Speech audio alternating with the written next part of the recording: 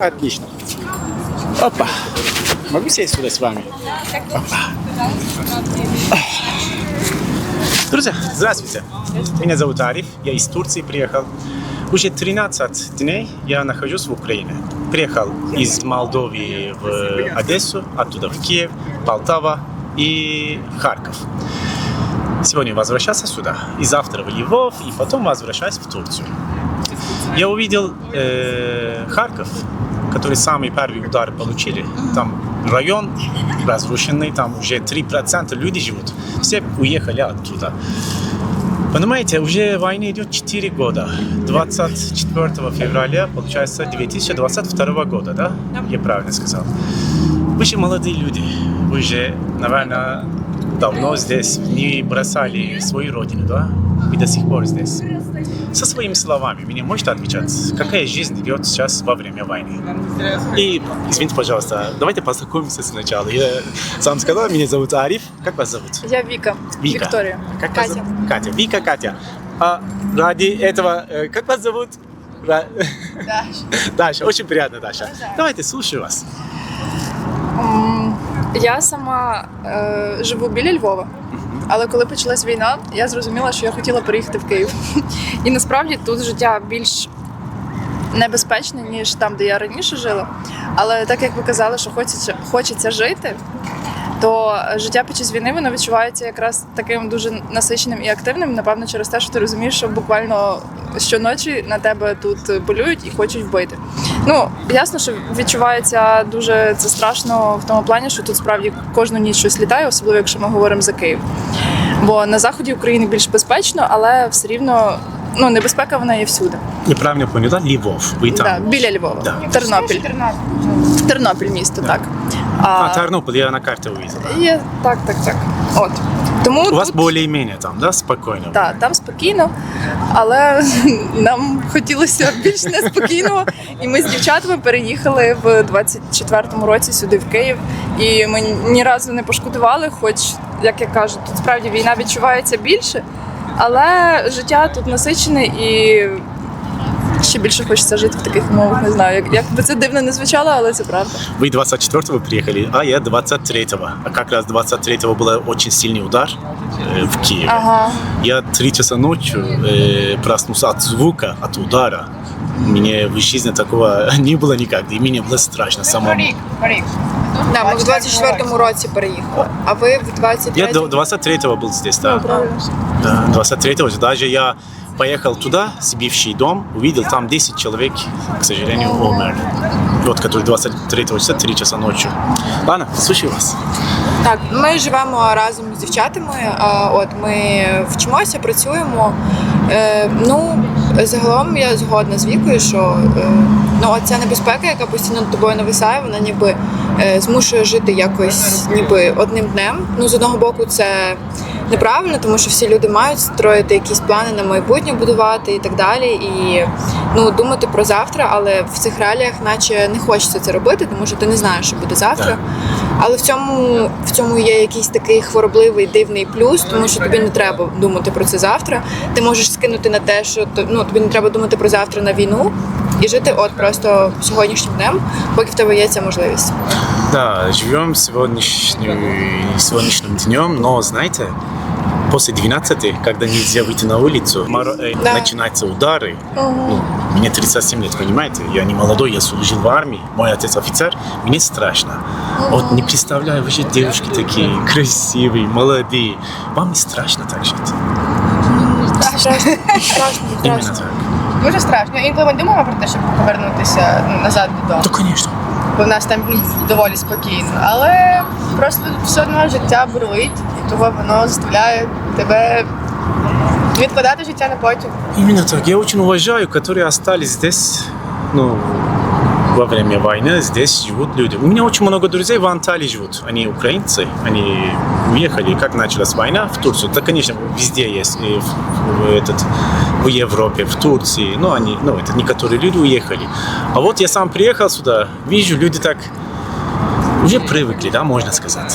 Да. От тільки коли ми недавно з Вікою повернулися з Будапешту, ми поїздили на концерт, і от якраз таки, коли ти робиш перерву від цього життя в Україні, ти усвідомлюєш, що ти живеш Що ти насправді в втрачаєш? постійному стресі, страхові і так далі. Але поки ти довго тут, ти дуже сильно звикаєш, психіка звикає, і здається, що те, що відбувається, це нормально. От, у нас пікнік сьогодні, бо ви тут їздили військові човни. От, і ми просто подивилися на кого прикольно все в виглядає. порядке, да? Да, класні човни, реально. Да. Ми їх порівнювали між собою, який прикольніший. Але зараз тривога все одно. Вот сейчас идет. Вот видите. Ну, це така особлива якась атмосфера. Ясно, що вона лякаюча, але коли ти в ній перебуваєш і коли ти бачиш, як люди навколо тебе теж живуть життя, вони щось активно роблять, працюють. Хоч і, звісно, багато людей виїхало, але так само багато тут і залишилося. І навпаки, через це міста українські, і взагалі сама країна, вона ще більш якась така. Починає ще більше жити, ніж це було до війни, так яскраво. Гостріше, я думаю, гостріше відчувається просто все. Тому що адреналін, кортизол постійно виділяється, і від цього всі емоції, напевно, здаються якимось яскравішими і так далі. Дай бог, все скоро закончится, конечно. И о мире что хотите сказать? Или, допустим, давайте сделаем так. Россию что хотите сказать? Щоб її не існувало. Щоб просто карту країни Росія вирізати, і її не існувало ніколи. В першу чергу ми дуже вдячні нашим військовим, тому що, в принципі, якби не вони, ми би тут зараз з вами не сиділи і не говорили насправді. Тому в першу чергу ми справді дуже дякуємо Збройним силам України і просто щоб не існувало Росії і Путін здох. Дай бог. От все просто, все дуже просто. Что хотите сказать? Так, було б добре насправді. Так. Хоча в мене дідусь був з Росії, тому так, але він був настільки українським патріотом, напевно, більше, ніж деякі люди, на той час, які жили в Україні. Тому мені можливо складно так сказати, щоб прямо Росії не існувало, бо все ж таки якесь моє коріння, воно звідти. Але те, що відбувається зараз, і навіть коли я дивлюсь інтерв'ю з молодими людьми там, які реально, мені просто, от коли ще там з якимись бабусями, дідусями там спілкуються, які виросли при СССР, то я ще все розумію, що вони кажуть, да, Україна – це Росія, Україна – це частина Росії. Але коли дивишся на інтерв'ю з молодими людьми, такими як ми, якимись неформалами, яким взагалі, по ідеї, має бути все одно не все, що відбувається, але вони реально хочуть цієї крові, вони хочуть, щоб Україна не існувала, тоді, звісно, тоді все зрозуміло. Спасибо вам большое. Скажем в Турцию привет. Да, по-турецки. давайте. Знаете? А вы были в Турции? Так. Було. Где? Анталия, Стамбул? Кемер. В Кемер, в Анталии. Это в гостиницах, да? Да. А вы были в Турции? Нет? Дай бог приедете вы тоже. Не хочу. А знаем по-турецки как сказать привет? Я не пам'ятаю. Я вам напомню сейчас. Мерхаба. Мархаба. Вот, вспомнили, да? Давайте скажем. Что не скажешь? Хотя бы привет. Давайте на камеру посмотрим. Раз, два, три. Мархаба. Девочки, спасибо вам І большое. вам дякую. Простите, Дякую за підтримку. Дякую, що ви це показуєте все. Ой. Щоб люди навколо знали. И дай бог, много людей будут посмотреть. Знаете, что хочу сказать? Сейчас же началась война между Израилем и Ираном. А все сейчас думают, тут спокойно. Тут ничего нет. Поэтому я стараюсь, чтобы люди видели. Тут люди живут нормально, спокойно живут. Если не была бы война, вы жили бы прекрасно. Мне очень понравилась, кстати, Украина. Все, спасибо вам большое. Дякую. Опа, дайте 5. Опа. Було приємно познайомитися. Все работает. Подойду к тебе. Так, хорошо. Я боюсь. Нет, давай как будто бы болтаем, хорошо? Хорошо. Друзья, Камеру смотреть нет? как ты хочешь посмотреть? На меня мой смотреть. Хорошо. Познакомься. Как вас зовут? Соня. Соня. А вас? Лана. Лана. Очень приятно, друзья, с вами знакомство. Меня зовут Ариф, я из Турции приехал. Уже 13 дней в Украине. Я был в Одессе, в Киеве, в Полтове и в Харькове. Вчера возвращался из Харькова, и я там был на месте, где самые первые удары и самые большие удары получил район. И я сам поснимал, с людьми разговаривал, как и вы. Спасибо, что согласились отвечать на мои вопросы.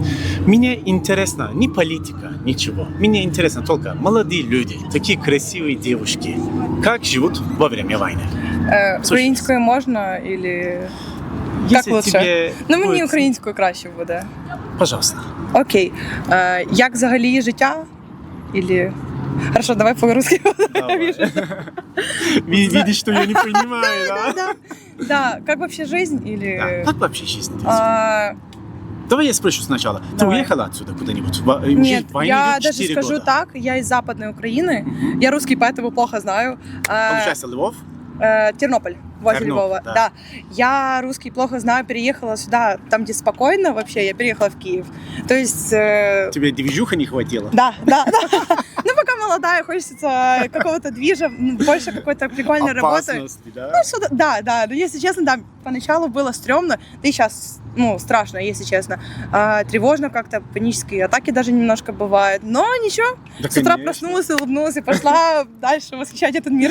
Что нас не убивает, делает Нас сильнее. не, конечно, Да, да. Вот недавно я вот там познакомился с девушками, они тоже оттуда, Тернополь, да? О, классно, Да, вот да. они тоже ответили на мои вопросы. Класс. Уже, получается, война идет 4 года. Да. Февраль 22 года. А вот я сам турок, не знает, что это война. У нас внутренняя война идет, мы ни с кем не воюем. А вот, понимаете, особенно в Харькове я познакомился с людьми прекрасными. И Харьков, кстати, вы были там? Да, я была. Блин, прекрасный город, мне очень понравилось. Там все чисто, все там, все красиво, короче говоря. Вы, конечно, будьте после войны, дай бог, все будет все в порядке, потом Конечно, всё поедете. будет в порядке, Да, да. конечно. А вот, что хотите сказать Россию? Материться можно? Пожалуйста, конечно. Пошла нахуй. Кто? Именно Путин, да? Именно кстати, все, именно все. эта девушка что сказала? Знаешь, чтобы сдохнула, Конечно. сдохнул Путин. Да, и Путин, и все. То есть я не делю на хорошие русские и плохие. Для меня все плохие. Что все сдохли? Вот так. Как бы это жестко сейчас не Это звучало. могу выкладывать туда. Да, выкладывайте. Да, конечно, выкладывайте. Максимально. Знаете, Сдохните все русские, блядь. у меня очень много друзей, которые живут в Анталии. Они украинцы. Да, класс. Из-за Была войны. там прошлого лета. Да, они из-за войны уехали в Анталию. Они выбрали этот путь. Они не хотели понимаете, так стresсно жить. Я здесь вижу у людей немножко уже чувствуется прямо по глазам, стресс. Да. Понимаете, это недавно, вот час назад все сирены, все сообщение перейдет, все Сейчас это, тревога, да, да, тревога да. идет. И мне говорят в Харькове, люди говорят, мы 1,5 месяца, где-то 2 месяца жили в станции метро. Да. А вот, понимаете, это очень сложно. Это такая жизнь, вообще, это не для человечества, да, можем сказать, не для людей. Да. Ладно, я отвлекать не хочу больше. Вы так спокойно сидели и ответили на мои вопросы. Скажем Турцию привет Скажем. по-турецки. Давай. Давай. Ты скажешь? Я вам А сейчас мы не будем где-то потом на каких-то там сайтах. Вы что? Вы после таких вопросов на каких сайтах будете? А кто вас знает? Ну, Это по-турецки Да. привет, мерхаба. А кстати, А, вы- я знаю, да, я знаю, мерхаба. мерхаба, Вот, мерхаба. это не будешь ни в каких Так. сайтах. Ти вже там є. Ты уже там, короче. Посмотрим на камеру и скажем Мерхаба. мерхаба, Türkiye. Мерхаба, Турки. Да. Скажешь так. Я забула перше. Мерхаба, Türkiye. Türkiye. Мерхаба, Турки. Раз, два, три. Мерхаба, Турки. Блин, вы прекрасно. Спасибо вам большое. Вам спасибо, хорошего вечера. И вам. вас. Вообще, Берегите опа. себя. Я дам, если хотите, мой YouTube канал, чтобы вы потом на себе смотрели. Давай. Сейчас я выключу камеру.